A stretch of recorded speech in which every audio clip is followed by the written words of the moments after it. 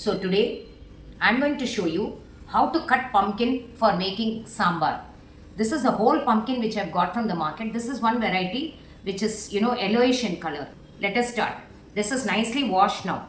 Let us begin to cut it. Now you can make incisions like this.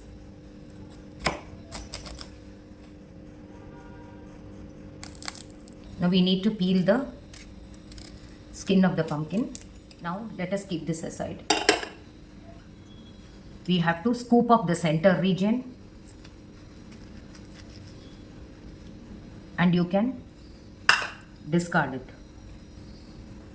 Now this is a semicircular piece. Now make a center incision like this, and the pieces have to be bigger for making sambar, and hence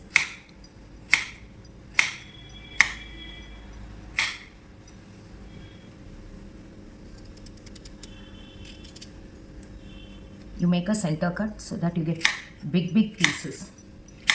Now you can see that the pumpkin pieces are ready for making the sambar.